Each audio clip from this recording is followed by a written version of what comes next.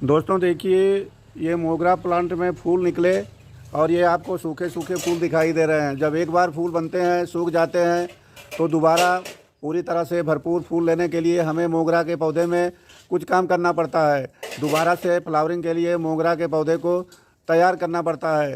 दोस्तों देखिए, इस वीडियो में आपको जानकारी मिलेगी कि दोबारा से फूल लेने के लिए हमें अपने मोगरा के पौधे में कौन कौन से काम करने हैं, जिससे हम दोबारा से अच्छी तरह से कलियां बने, पौधे की ग्रोथ हो और अच्छा फ्लावरिंग हमें फिर अगले स्टेप में मिले। तो दोस्तों देखिए, सबसे पहला जो हम काम करते हैं, हमें अपने मोगरा के पौधे की प्रूनिंग करना पड़ता है, डेड हेडिंग करना होता है। ये जो सूखे फूल हैं, इन सूखे फूल को हमको अपने पौधे से काट करके निकालना पड़ता है। जब तक ये फूल इसमें लगे होते हैं, ये हमारे पौधे को मिलने वाले पोषक तत्व, न्यूट्रिएंट्स को यूटिलाइज करते रहते हैं। जो न्यूट्रिएंट्स हमारे पौधे की ग्रोथ में खर्चा होता, वह ये देखिए फूल जो है बीज बनाने में खर्चा करता है। तो दोस्तों, सबसे पहला काम, आप समय समय पे जब एक बार अच्छी तरह से फ्लावरिंग हो जाती है तो सारे फूल की डेड हेडिंग करें, और डेड हेडिंग करने के साथ साथ अपने पूरे पौधे की हल्की सी प्रूनिंग कर दें, क्योंकि प्रूनिंग करने से नई ग्रोथ होगी, नई टहनियाँ निकलेंगी। और जिस टहनी में एक बार फूल बन जाता है, दोबारा फूल नहीं बनता है, तो हमको नई ग्रोथ लेने के लिए प्रूनिंग करना बहुत ही आवश्यक है। दोस्तों देखिए, एक कैंची लेते हैं या कटर लेंगे, इसे पहले सैनिटाइज कर लेते हैं, क्योंकि फंगस से बचाव के लिए ऐसा करना ज़रूरी है। और सैनिटाइज करने के बाद इस तरह से देखिए दोस्तों, ये जो फूल बना हुआ है, तो इसकी हमको डेड हेडिंग करना है। इसको देखिए, इसको यहाँ से हमें काटना होगा। ये इस तरह से ये हम काट करके जितने सूखे फूल हैं, ये देखिए, इनको ये हम ऐसे ये कट कर देंगे। ऐसे ही ये देखिए, अगली गांठ से इनको यहाँ से काट देंगे। हमें ऐसा करने से हमको अपने पौधे में से नई ग्रोथ बनेगी और नए फूल बनेंगे। दोस्तों इस तरह से ये देखिए, यहाँ पर भी ये सूखे फूल हैं, इनको हम इस तरह से ये यहाँ से कट कर देंगे। इस तरह से जितने फूल हमको सूखे मिलेंगे, ये देखिए आगे सूखे फूल हैं, इनको हम यहाँ से ये कट करेंगे। ये देखिए अगले फूल की कटिंग ये यहाँ से कर दिए। और इस तरह से दोस्तों, हमको अपने पूरे पौधे में जो भी सूखे फूल खिले हैं उनको काटेंगे, और जितनी टहनी हमें दिखाई देगी काटने लायक, जिनमें फूल खिल चुके हैं, उनको कुछ इस तरह से काट के हल्का सा प्रून कर देंगे। ये देखिए, इसमें विकास नहीं हो रहा है, इसका नोका थोड़ा काट के इस तरह से निकाल देंगे। दोस्तों देखिए, इस तरह से ये हम ये कटिंग करेंगे। ये हमने कर लिया प्रूनिंग इस तरह से। ये दोस्तों देखिए, इस तरह से हमने ये प्रूनिंग वाला काम कर लिया। ये नीचे आप देख सकते हैं, तमाम ये जो फूल सूखे फूल थे और जो ख़राब हो रही पत्तियां थी, सारी टहनी के नोका को, कोना को हमने काट दिया। दोस्तों देखिए, ये मोगरा का पौधा पूरी सनलाइट का पौधा है। इसे पूरे दिन की अच्छी धूप मिलनी चाहिए।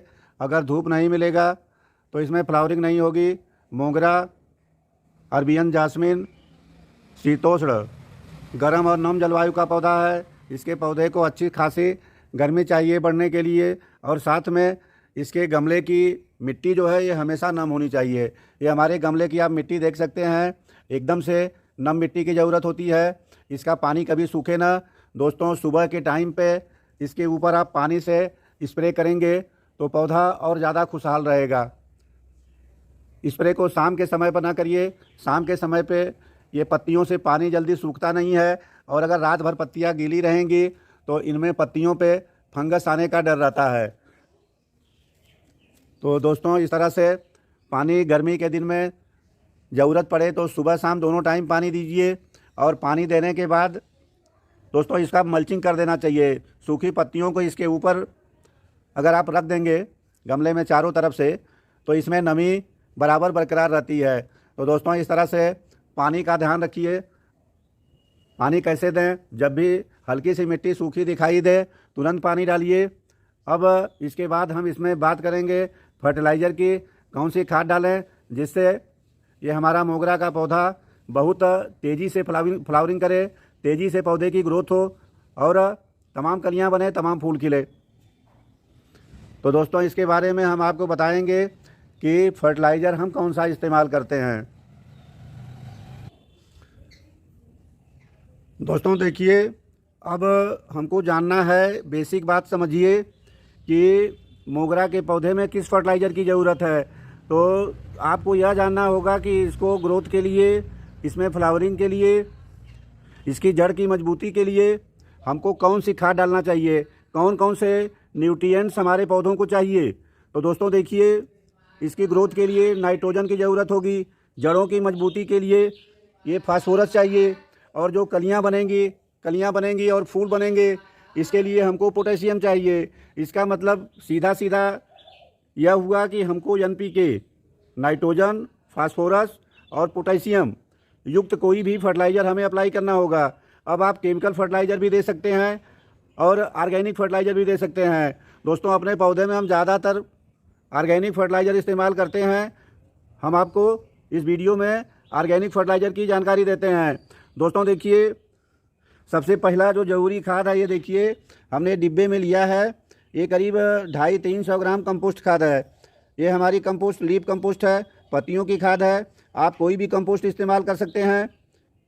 ये वर्मी कंपोस्ट हो, लीफ कंपोस्ट हो या गोबर की सड़ी हुई खाद हो, आप कोई भी खाद लीजिए। और दोस्तों देखिए, ये इस तरह से इस खाद को अपने पौधे में डाल दीजिए गमले में।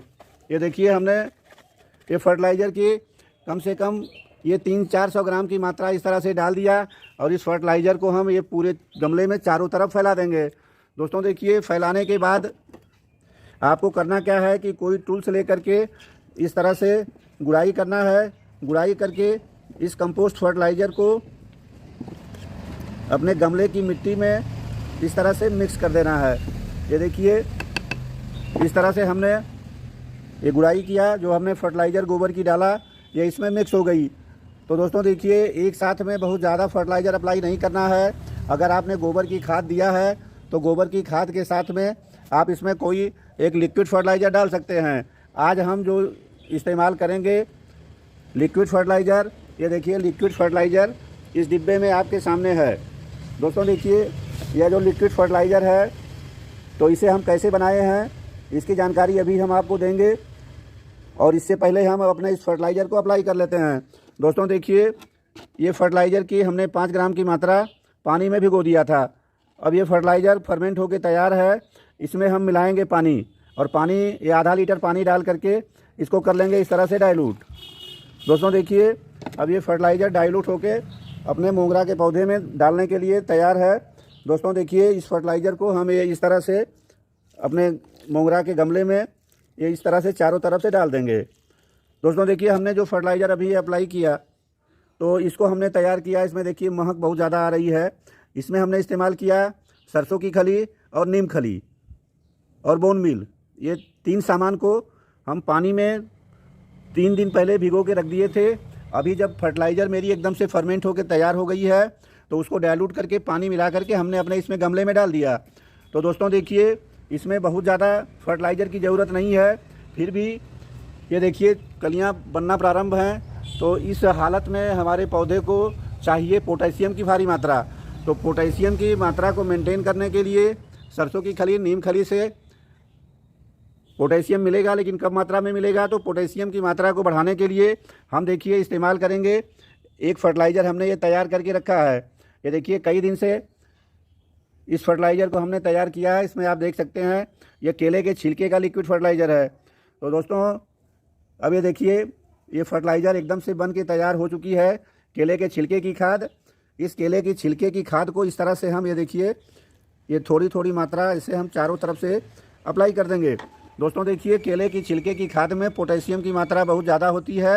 ये फ्री का पोटेशियम है। और बाकी हमने आपको गोबर की खाद और नीम खली, सरसों खली, बोन मील का लिक्विड फर्टिलाइज़र यहाँ पे इस्तेमाल किया। तो दोस्तों इसके अलावा भी आप दूसरी फर्टिलाइज़र डाल सकते हैं। इस मोगरे के पौधे में सीवीड ग्रेन्यूल्स आप डाल सकते हैं, बहुत अच्छा काम करता है। गोबर की खाद या कोई भी कंपोस्ट खाद मस्ट है, उसके साथ में सीवीड फर्टिलाइज़र डालिए। और आप चाहें तो सीवीड एक्सट्रैक्ट जो लिक्विड फर्टिलाइज़र आती है, तो आप सीवीड का लिक्विड फर्टिलाइज़र भी इस्तेमाल कर सकते हैं। अगर सीवीड का आप ग्रेन्यूल्स इस्तेमाल करेंगे तो एक गमले में आधे चम्मच की मात्रा डालिए, और अगर आपको लिक्विड फर्टिलाइज़र सीवीड इस्तेमाल करना है तब आपको देना होगा 1 लीटर पानी में 2 ml की मात्रा।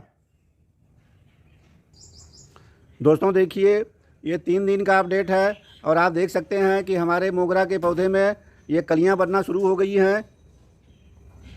तो इस तरह से 4-5 दिन का और समय बीतने के बाद हमारा ये मोगरा का पौधा एकदम से ये फूलों से भर जाएगा।